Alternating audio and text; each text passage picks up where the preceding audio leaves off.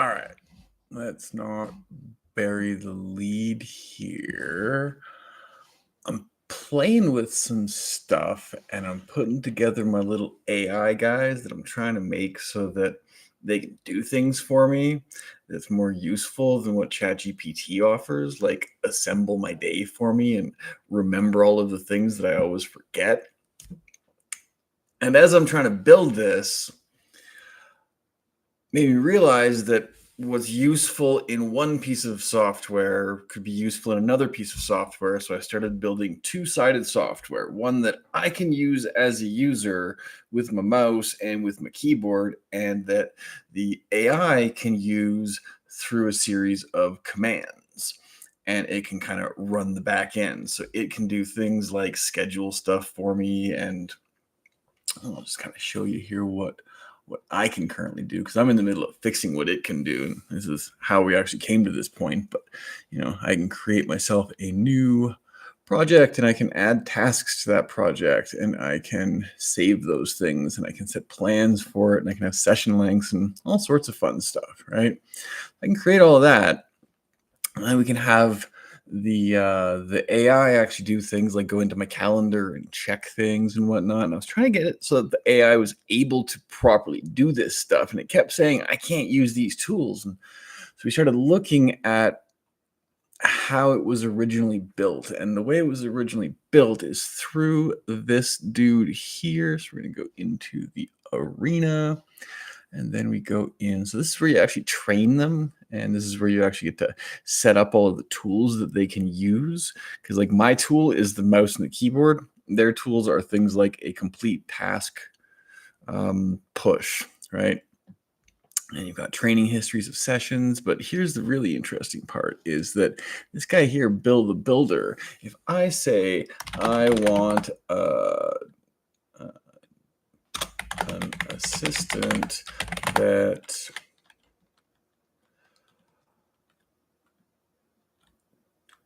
finds the best gifts for my girlfriend when I'm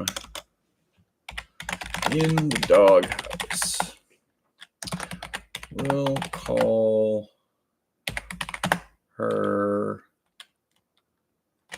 I don't know, Harry. There you go. So now it's thinking, and then what it's going to do is it's going to fill out a character sheet, right? I just went live here because I just found something interesting that I'll get to in a second, because it actually, apparently, according to the way things have been studied, we're looking at things in ways that haven't been looked at before, because trying to get these things under control is a giant pain in the ass.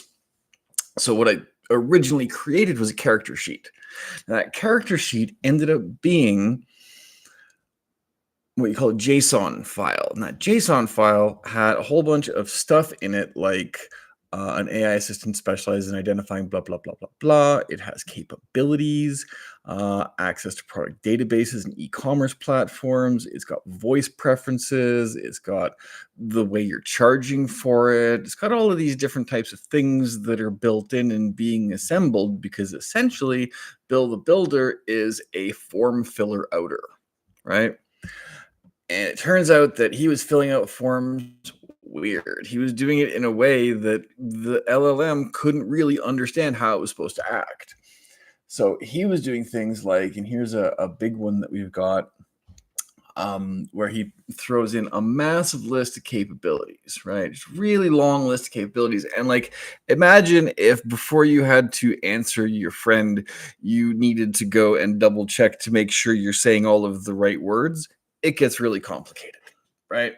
So what we looked at and when I started talking about was the idea of how do we make it so that it's and there's this study that came out a little while ago that talks about different ways that you can actually get it to create its own prompts, and how you want to give it small context windows, because over a certain amount of like tokens, as they call them, it gets not only is it more expensive, but it's also less effective.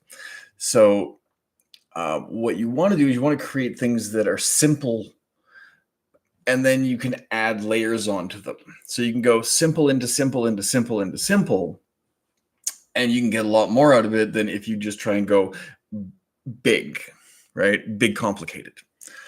And that led me to the question of, well, we want the LLM, or we want our little dev guy, our little AI. We want this assistant to have a lot that it can know about itself and to be able to go in and discover about itself. But we also don't want to overwhelm it every time it has to do anything.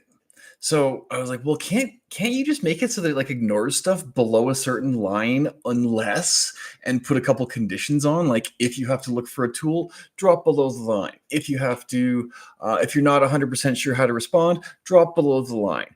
If you have to, whatever, drop below the line. And like that apparently is a thing that hasn't really happened, but it's also because we're creating these things as basically individuals that can live agnostically from the software they're plugged into. So you can have it just stored on your Google Drive, and then if someone else makes a software, you can plug it into that, or you can make your own software and plug it into that.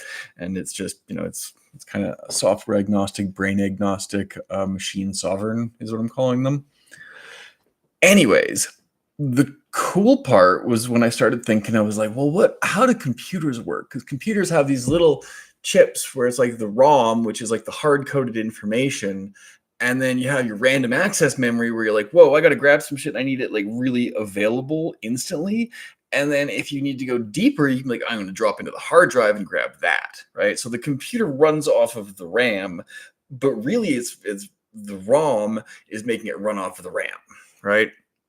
So I was like, well, that's kind of how I think these JSON files should be structured. And we kind of backwards our way into a metaphor that makes sense on how to build effective JSON files that they're able to act on. And I was like, did I accidentally, like through this conversation, come up with what did I say here? Did we just reverse engineer ourselves into a well-established set of guidelines, or are we in fairly new territory here?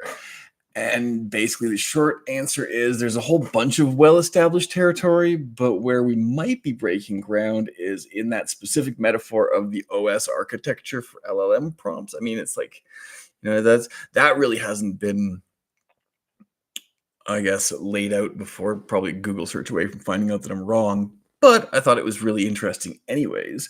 And then the LLM instruction pattern, where it's like telling them not to look at things below this line, is less standardized. And then just the idea that they're going into whatever's below the line is almost a point of either deeper study or a requirement for action, right? So you kind of building that area underneath that it can quickly scan for and find what it's looking for, and then know whether it's got that information there, whether it needs to go deeper. That's kind of cool.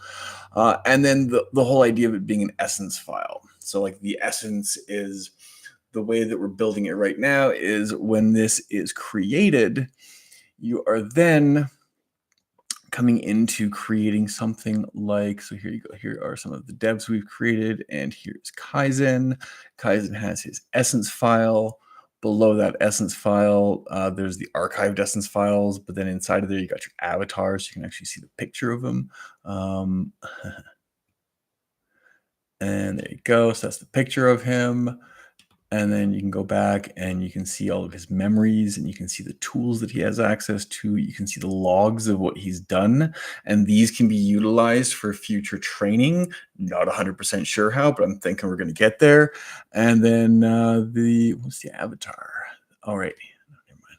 So that's it. Like that's kind of where I'm at right now. So you've had some conversations, some integrations, library profile and training. These have not been developed yet. They still need to be developed, but that's the essence of what Kaizen is, right? And inside of there is his APIs or API. Right now, he's only got one. It's a Google Gemini, but he can also, here's another cool thing. Let me show you. Brain installation. So with the brain installation, you are getting, so So you can put in a Gemini API, Grok API, Claude API, ChatGPT API, and it's just kind of agnostic as to what the brain is. And that part I really like because you can, if you're not getting the compliance, like once we get this new JSON format really dialed in, if you're not getting the compliance off of one, you can swap out to the other. And eventually, I'd love to see hot swapping real time based off of the characteristics, but that's like, uh, it's- people way smarter than me are gonna have to do that one. Storage provider. This one's so that's where I want to have iCloud or Dropbox coming soon, right? But right now you got the Google Drive access, and that's what's happening. So I don't even know why it's supposed to have already given that access, but yeah. Anyways, that's about what I thought was interesting on the thing that I'm building. So if you think it's interesting, you can feel free to tell me more about it below. If you think I'm full of shit and just doing stuff a whole bunch of other people are doing, it's new to me. So, anyways, have a good one. Bye.